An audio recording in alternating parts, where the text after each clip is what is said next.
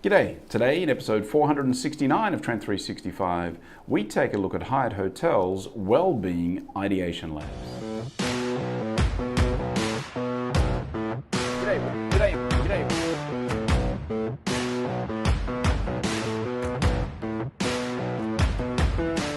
Now you might recall back in episode 89 of the Inside the Spa Business show, I sat down with Kyricos, who was the new head of global wellbeing for Hyatt Hotels.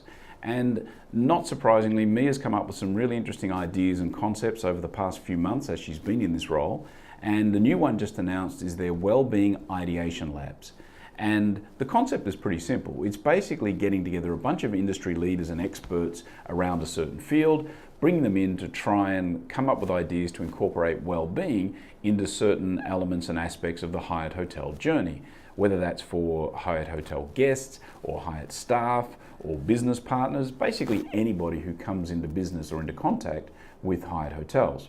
And the first area they've targeted was meetings, which makes sense because Hyatt has a fairly extensive meetings and incentives type of business.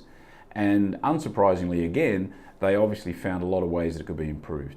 So Renee Moorefield headed up this particular discussion. She was a moderator for the group. And Renee Moorefield is a well-known workplace wellness expert, so that kind of makes sense. And they've got a bunch of other people from other companies and other businesses in. So I think it's a really interesting approach. No doubt they'll be coming up with different ideation labs for different elements of the journey for the hotel guests, staff, and everybody else.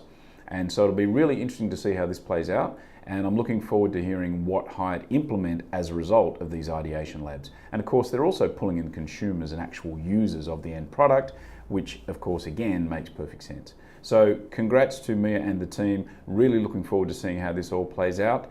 And that is all for today. And I will be back again tomorrow, and I will see ya. I was working in the lab.